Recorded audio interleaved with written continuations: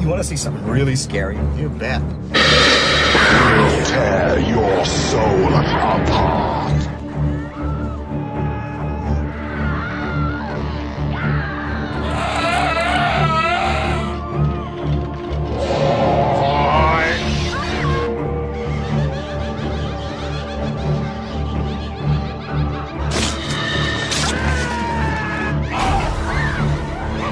Jesus Christ! No, it's not. Now, was that civilized? No, clearly not. Fun, but in no sense civilized.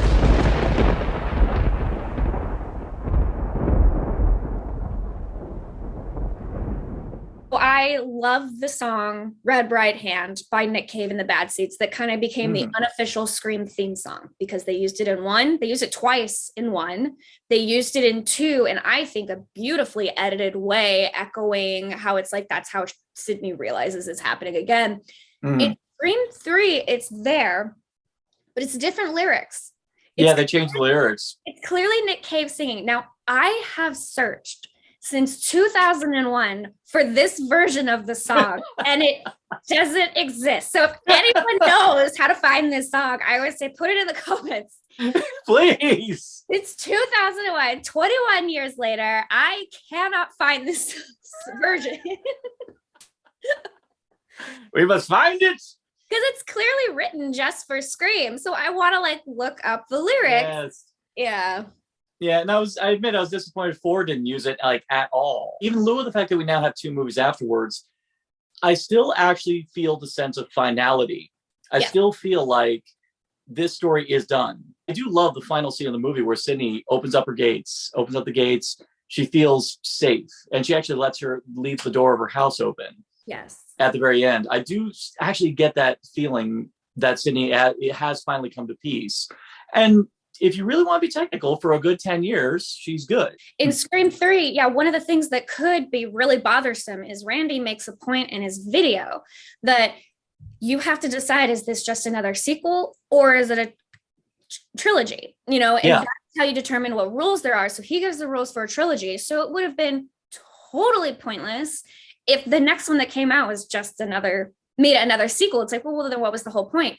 But I feel the same where that was the end of that story because that one went back to the beginning. Roman Bridger.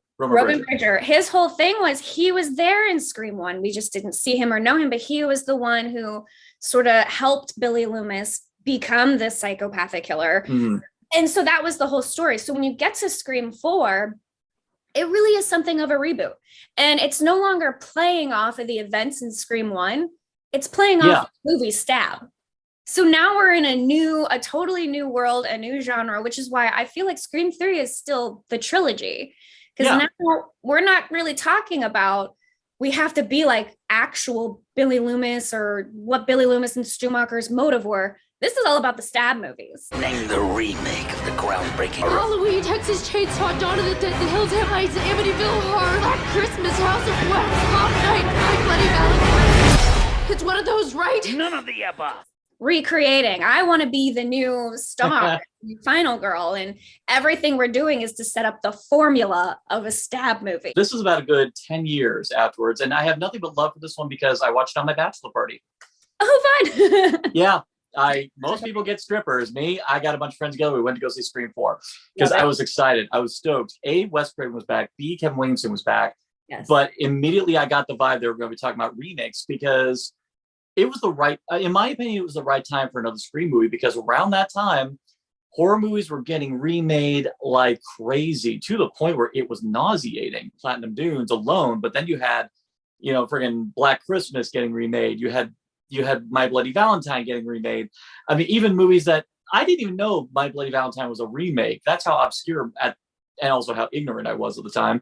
Yeah. But there were so many people who did not know My Bloody Valentine was a remake because that's how desperate they were for like any sort of horror properties to remake. That they're not only remaking My Bloody Valentine, but putting it in 3D. Oh God, the whole 3D thing. when it occurred to me that Scream 4 was going to be tackling remakes, I lit up. This is exactly what it should be here to do.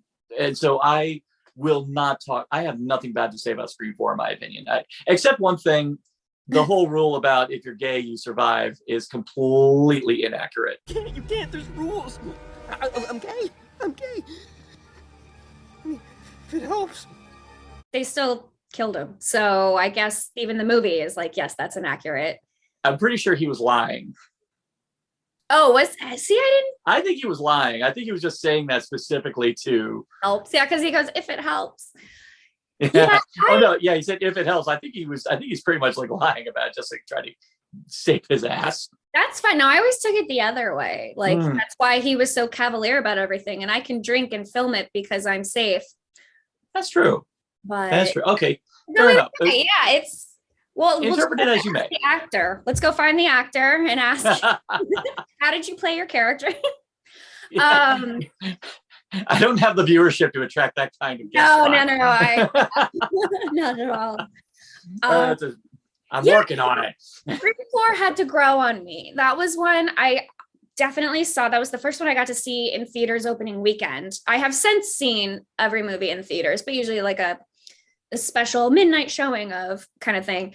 I went opening weekend and I went by myself because this was at a time where I didn't actually have a lot of friends that were super into horror movies and no one wanted to go see Scream 4 opening weekend. So that one I went by myself. I didn't hate it, but I wasn't super enamored with it. And I will say, and this is just my opinion. Everyone can be very mad at me for saying this. Emma Roberts really bugs me. What world are you living in? I don't need friends. I need fans. There's just something about her that I don't like watching her and stuff. And so watching her, I didn't super love it, but I loved at the end when Sydney literally says, don't fuck with the originals. Fuck with the originals. That's how I felt. That's how I felt watching this movie. But I have to admit, that said, the more I watch it, the more it's really grown on me. And all the reasons that Emma Roberts annoyed me, especially Jill Roberts, her character name, or Jill. Yeah, it was Jill Roberts. Yeah, it's still Roberts. Yeah, I knew one of her names. Well, yeah, because Maureen Prescott's maiden name was Roberts. Yeah. She annoys the crap out of me, but that's kind of the point. It's making fun of the whole boom of the social media star. This isn't your hardened killer, your psychopathic guy that's like super into the horror genre. This is just someone who wants to be famous and adored. And I feel like every reason I don't like her, it's like her voice is so annoying when she's revealed as the killer, but she's still running around in her 4-inch heels yelling, don't you get it? And I hate that voice. But now I'm watching it like, no, but that's the point. That's kind of perfect. Fun of. And I mean, we have to talk about the only reason I watch Scream 4 over and over is for Kirby Reed. And the killer didn't call you? No. Is that a bad thing? Does that mean that I'm not going to live as long as these two? Oh, Hayden Panettiere, everyone else is going to remember her for being the cheerleader. I'm like, no, she's freaking Kirby to me. Kirby was easily the most likable of the new cast. And she has one of my favorites deadpan death stare laughs in the movie where she just friggin' Trevor cockblocks her and Charlie. I just love it. She just her look is so good. Yeah. And she just goes, who invited you? Get out of my house. The reason I super loved Kirby is because as much as I want to be the final girl, as much as Sydney's my favorite and I love final girls and everything, even though I can also give a whole argument on why the term final girl is also not awesome. But that's watch my episode with Lynn. So all that aside, I will say, as much as I'm like, I want to be the final girl in my life. I love the aesthetic. I love the trope. I'm Randy. And I think anyone watching this video is probably a Randy. And the thing I loved about Kirby is it was the first time that we got to see the nerd as also the cool kid. Like, first of all, it's a girl. And so I'm like, okay, see, girls like horror too. Yes. She's also cool. And, I was never necessarily the hot, cool person at school. I was still nerdy, but it still like made me feel like just because you love this stuff doesn't automatically make you the outcast or the weirdo. Yeah. She wasn't just a casual horror fan. She had freaking Suspiria in her collection. That segues into something, because we haven't actually talked about him, because he is like one of the most beloved characters in the franchise. Randy. The thing about Randy, I will tell you now, and I will say this forever, Big Bang Theory is the worst fucking show on the face of the fucking planet. And I swear to God, if you say Bazinga around me, that will be the last thing you ever goddamn say. And it pisses me off that the stereotypes are perpetuated by that show have lived on. Why I'm bringing that up is because Randy Meeks, and by extension, Kirby Reed, are so refreshing because they are geeks, they are dorks, but they're not outcasts. Yeah, they're still part of the main group. I mean, you still have Randy being a dork, but he's surrounded by a bunch of people all having beers, getting crazy, having a great time. To him. And they're listening to him. Talk in front of the movie and they want to listen to him. No one's like, oh my God, shut up, loser. Yeah, no, he's engaging. He's funny. I would want to be friends with a guy like Randy. And I can understand why people are friends with him because he's a funny guy. I mean, and Kirby, of course, as most people would think, a geeky girl, it was so refreshing to see what people would assume to be a geeky girl was the complete opposite of that. And I like that Kevin Williamson was open-minded, is like saying, no, they come in all shapes and sizes. It's, and actually one of the things I like in Scream 4, in her conversation with Charlie, I like how Charlie is like really kind of like astonished and actually kind of more turned on by the fact that she knows more than he does. Again, hashtag Kirby lives, but technically we don't actually see her dead on the ground. You see her writhing from her wounds. You didn't notice the Easter egg in the new Scream movie, did you? I heard that there was an Easter egg, but take a drink. We'll get to that when we talk about Scream 5. Yeah. I'm going to top off. Listen, in about 2 seconds, I'm going to revitalize your face with my tarnished brand. Compared to the transition from Scream 2 to Scream 3, she did try to give a legitimate shot with Dewey. It didn't work. But then they get engaged at the end of it. I was always wondering, was it ever going to work? And the fourth one, we see her at the beginning, she's married, but you can see she's stagnating. It's no doubt in your mind she loves Dewey, that the fact she's willing to stick around. But at the same time, though, you do feel bad because you're like, you did this at the cost of your. I have no fucking idea what to write. I love that this whole thing is how Gail got her groove back. Yeah. Kind of, this whole movie was kind of like that. And well, she's definitely, I think, the most hated of the Legacy characters for sure.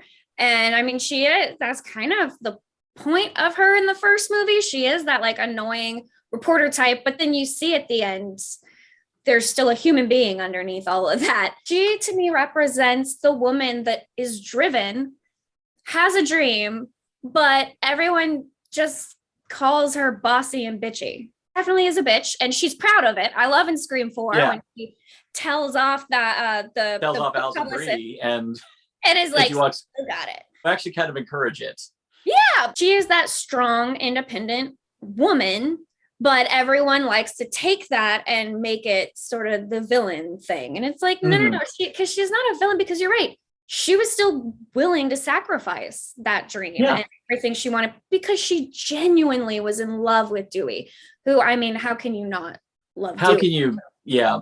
I suppose in talking about Gail, we do have to talk about Dewey because I do feel that her arc is intrinsically connected with Dewey's. Absolutely. In many respects. I mean, and I do like at the end of the first Scream movie, she's not 100% reformed. Like, it's not like she's immediately a good person by the end. No, she's still just as opportunistic and all that at the end of the movie. I like, again, going back to why I love Scream 2, you really feel the goodness of Gail Weathers comes out in that one.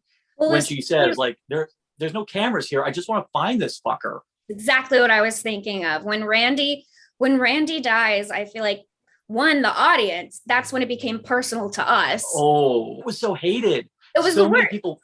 It still kills me. But that's when you see that it became personal for Gail. Like, this is no longer just a job for her. And that I feel like was such a turning point. And that's when you get to see, like, she isn't just a monster. She's very good at her job, and she will walk all over people to do it because she is focused and determined. But she is a human, and she genuinely cares about these people. And it's not just the job that brings her here. And I think, that scene when Randy dies really made it personal for her. And now it's not not about work. And so that's kind of what we get to see. So by the time Scream 4 happens, it's almost that reversal that now I'm going to try to just live in the personal world and feel my heart. But as we see, it's like almost she's slowly dying because she doesn't have the fuel for her passion anymore. She doesn't have her enthusiasm. She doesn't have the passion because unfortunately she is living in this kind of bubble for all that time. And it doesn't really, and as much as, and I like that they never make it like it's Dewey's fault or anything like that. It's just the fact that you have love or you have one or the other. And you feel like Gail's a person who lives in two drastic extremes that you can't, that she's having a hard time finding that balance. Yeah. Yeah. And that's actually one thing I got to say, I going back to Scream 3 with her, I actually kind of liked, now it is a known fact, Neve Campbell wasn't as available. That's why her role was kind of reduced. So I actually liked that a lot of the focus is on Gail and Dewey during that time. And I actually really liked how a lot of the motivating factor was Gail jumping into the investigation. I never got the vibe that it was all about getting another story. I actually feel like she jumped in because she's like, holy shit, Cotton Weary's dead. Personal. She wasn't really going to jump in until Detective Kincaid came to her and said, hey, I actually want you to work with the detectives. Really felt in Scream 3. I don't want to say like she's doing it to protect the people she loves. I think she's the opposite, where she is that fierce lioness where I'm doing it to get revenge on this asshole. We have to take him out before things get worse. Like I love that. You know, she's not a cuddly type person, but that doesn't mean she has any less heart. She's just more about offense than defense. Yeah. Well, I mean, a person like that, obviously, for a lot of reasons, I mean, as everyone knows, it's hard for a woman to succeed to the level that Gail Weathers has, and to do it, you know, with that and maintain her dignity to do so. It must be difficult for her to let the walls down for a lot of people. And I think that's why her relationship with Dewey is so amazing consistently throughout these movies, because you always feel like if there's anyone she feels 100% safe to do so with, it's Dewey. Yeah. And it's a wonderful decision on the part of everyone that they kept Dewey alive at the end of the first movie. Because it is a known fact, he was supposed to die in early drafts. And he was also supposed to die in Scream 2, I believe. There's a part of me kind of hoping not, because the way they build up the way he almost dies in it, I thought that he was dead. Yeah. So it's kind of wonderful and hilarious that he lives, but because of the scar tissue from the first time. Well, and then the third one is just so hilarious. I still remember sitting on the couch with my mom, who we both love Dewey. He's our favorite. Every time his theme music plays, knife is flying at his head in slow motion, and we're yelling, no! And then it hits him with the hand. And I feel like that was a whole making fun of the fact that we learned our lesson from Randy. We're not killing off the sweetheart. Well, in the third, but he did say like anyone, including the main character, could die. Oh yeah. Because in a trilogy ender, stakes are that high.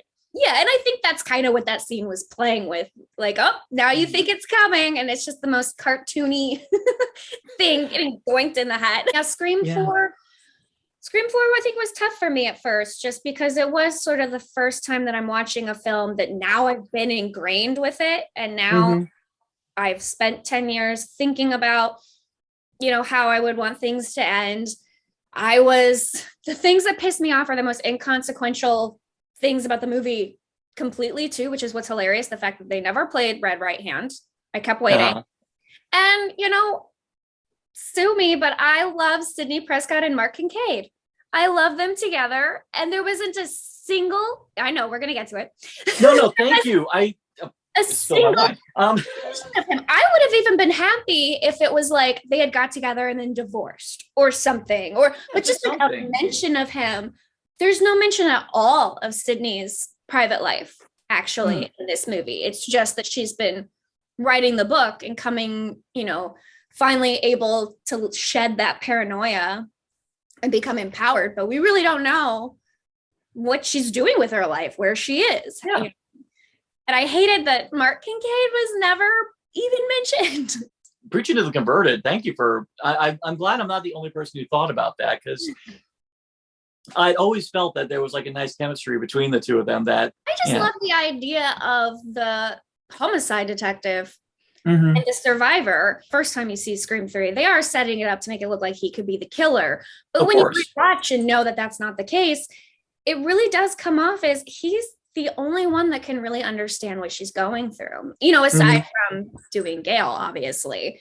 But he sort of, this person who he gets it. He knows the darkness that's in your life. And there was just something really comforting about that bond that they had. And exactly, especially where we find Sydney in Scream 4, again, building on what we saw in Scream 3, where she was reaching out to try to help other people. I love the fact that she has a book now, specifically a self-help book to help other people deal with their own crises. There's something that would have been equally as perfect that she would have hooked up with, that something good would have come from yet another tragic happenstance. That she ended up meeting someone who, it's really hard to find someone with shared life experience who you can open up to on that level. And let's face it, someone who lived through the same thing you did and who is on the level. Mm-hmm. I mean, I will say I love Derek's death in Scream 2. Fucking kill you! You are dead! Dead!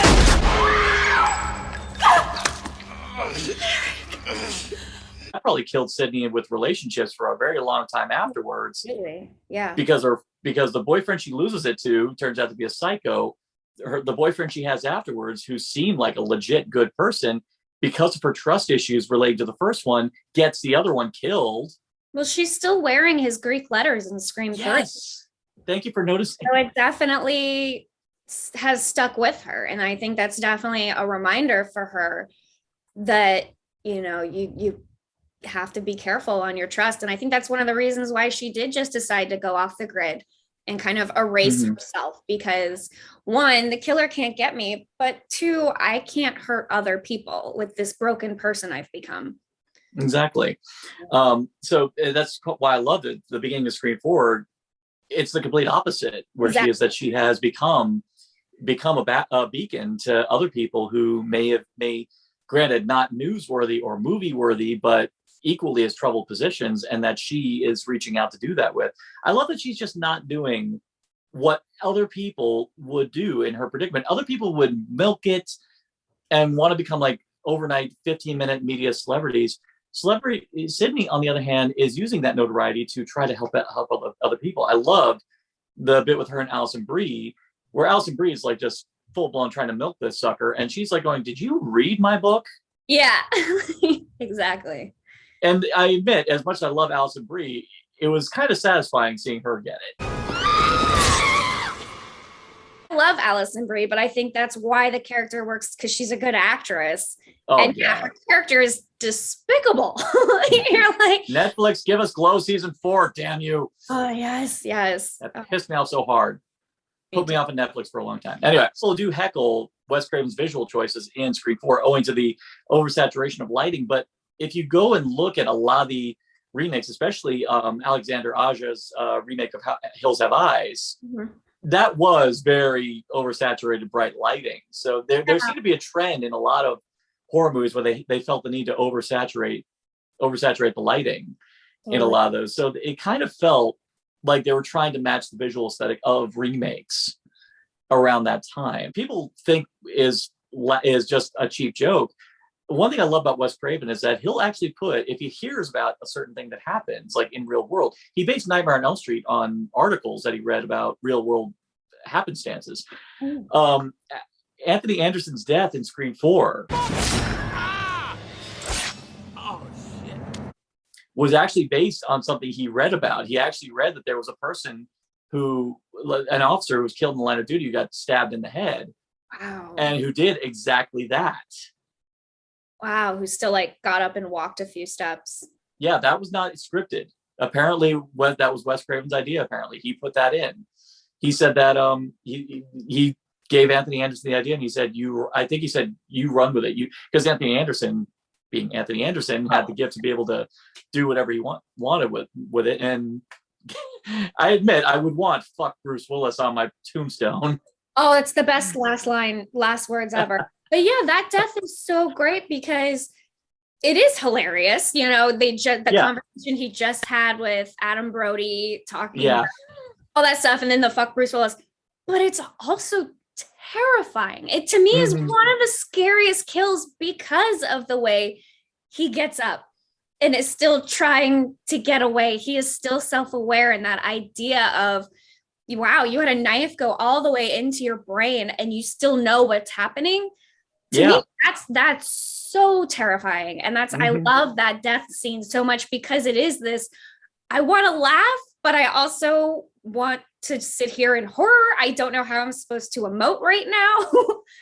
And you really got the vibe throughout Scream 4 that Wes Craven was given a lot more freedom to make a legit horror film. Because one thing I will say that did get a little vanilla with the third film, and even to an extent the second one, there's only so many ways you can kill someone with a knife and make it visually interesting.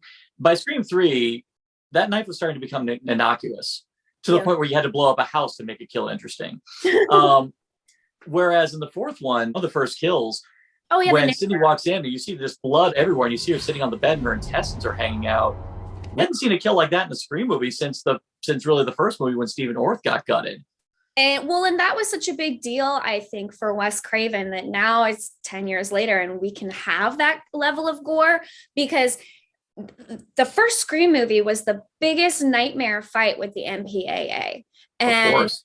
Yeah, they were 8 times. Yes, 8 times. Yes, kept giving it an X rating, and they kept making him cut things out. So the Steve Orth, that's actually cut out. You can see it in I think I actually just realized my original DVD is the extended version, because I know wait, there's some things in here I don't remember seeing a lot.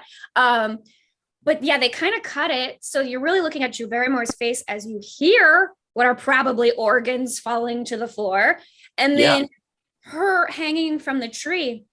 I've seen photos of her in makeup and the prosthetic that's used, and it's amazing. But you know, get to KMB. That's all KMB. Yeah, but they had to do that whole speed up as they get to her and all this effects to kind of hide it, because the MPAA just wouldn't let it fly. And that's why I kind of love that, as grotesque as it was, seeing this girl, you know, this teenager with kind of in a fetal position with all of her intestines, and they kind of hang on it for a beat. Yeah, and they do. Sort of, I think, Wes getting to say, you know, fuck you to the past. We're allowed to do this now. And also it's very apt because they're tackling remakes. I mean, I haven't seen it yet, but I've heard that Alexander Aja's remake of Hills of Eyes is actually pretty decent, in the sense that he brought because I knew one popular trend that was happening around the time was French extreme in horror, because of course Alexander Aja brought us haute tension, or high tension, as most people know. Yep. Which of course was notorious for its extreme gore. You definitely got the vibe that because they were tackling remakes at this point, which were notorious for having some really hardcore extreme gore. To its credit, the 2003 Texas Chainsaw Massacre had some pretty wild gore. Listen, I love that movie in a total cheeseball popcorn flick way, but that's why. And you know, the kills are great. It is, as Randy would say, carnage candy, and I love it. Oh no, you know, for all of the flaws of Platinum Dunes, I will say I actually really have an affection for the Friday the 13th redo they did.